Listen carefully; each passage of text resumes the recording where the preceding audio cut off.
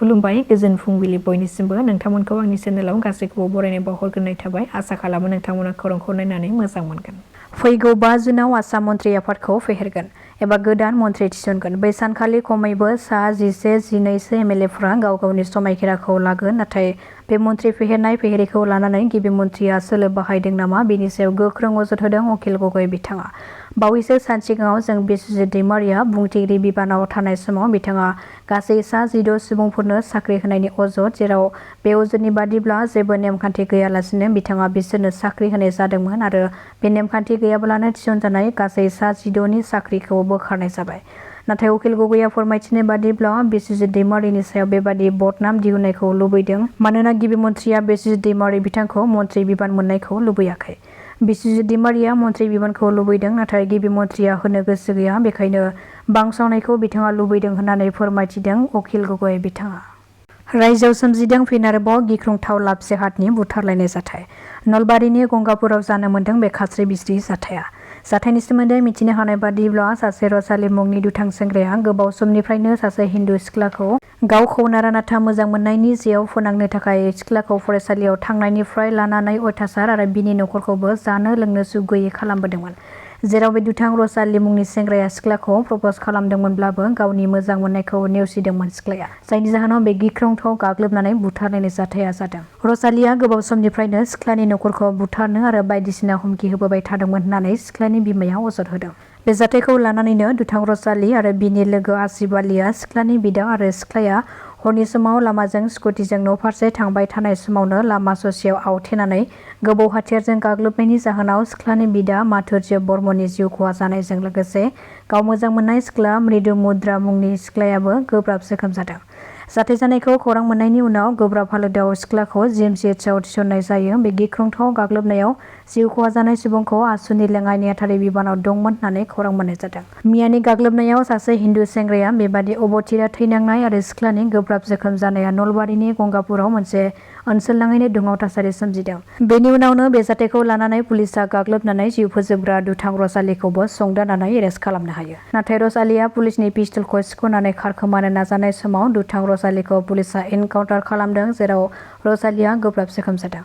गोब्राब हालोदाव बिखौ नलबारिनि गंसे देहा फाहामसालियाव थिसननाय जादोंमोनब्लाबो गाज्रि जोखोम जानायनि जाहोनाव जिउ खहा जायो होननानै फोरमायदों नलबारि पुलिस बिफाना।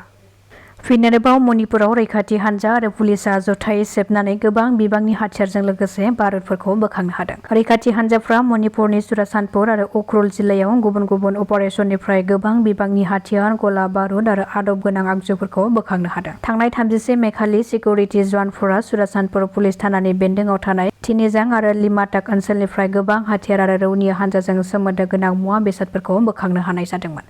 जब्द खालामनाय बेसादफोरनि गेजेराव गंसे मेगजिनजों लोगोसे गंसे AK-47 राइफल, गंनै सिंगेल बेरेल राइफल, गंसे मर्टार सेल, गोजौ बेफ्रुग्रा मर्टार बमा, गोथां AK-47, गुलि बारुद, bullet proof jacket, harness, helmet आरो जंगल बुटफोर बायदि मुवा बेसादफोरखौ बोखांनो हादों। बर' हारिनि थाखाय दुखुनांथाव खौरां। मोनसे समनि दुलाराय बर' फरायसा आफादनि बारग' बुंथिगिरि आरो सासे गोख्रों दैदेनगिरि फनिन बर' बिथाङा मैया समबारनि फुंनि 7 रिंगासो समाव जोबथाहांबोयो। मख'नो गोनांदि बिथाङा गोबाव समनिफ्रायनो लिभारनि गोब्राब नाख्रेबजानाय बेरामजों जुजिबोनानै बङाइगावनि लवार आसाम देहा फाहामसालियाव फाहामथाय लागासिनो दङमोन।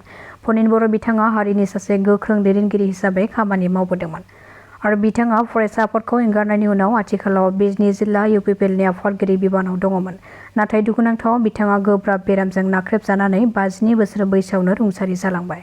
बिथांनि बेबादि अबथिरा जिउ गोमानायखौ लानानै UPPLनि आफादगिरि प्रमद बर', MP जयन्त बसुमतारी, दुलाराय बर' फरायसा आफाद आरो गोबां बर'नि आफादफोरजों लोगोसे दैदेनगिरिफ्रा गोथौयै दुखु मोननायखौ फोरमायदों। आयेन बेरेखा फालांगि खालामनायखौ लानानै बेखौ होबथानो थाखाय गोख्रों नोजोर होदों पुलिस बिफाना। बाक्सा पुलिसआ आयेन बेरेखा फालांगि खालामनायनि हेंथायै सिग्रोमनानै सासे सुबुंनि नखराव गोबां आयेन बेरेखा फालांगि खालामनाय जौनि बटलफोरखौ हमनो हादों। মই যিমানটো জানো পূৰ্ণাংগ ৰূপে এজনো সিংগল মানুহ মানে পদবী থকা মানুহে বাদ থকা নাই। সকলো ইয়াত UPPL আজি শেষ শব্দটো ইয়াত ব্যৱহাৰ কৰোঁ। প্ৰমোদ বড়োৱে মোক বিশ্বাস কৰিছে আৰু তেখেতৰ বিশ্বাসত আমি উত্তীৰ্ণ হ'বলৈ সক্ষম হৈছোঁ। ইয়াত আমি খুব ডাঙৰ কিবা এটা আছে বুলি নাভাবোঁ, কাৰণ বিশ্বাসটো আমি 35 লাখ মানুহকে জনগণক লৈ পেলাই আমি ৰাজনীতি কৰিছোঁ।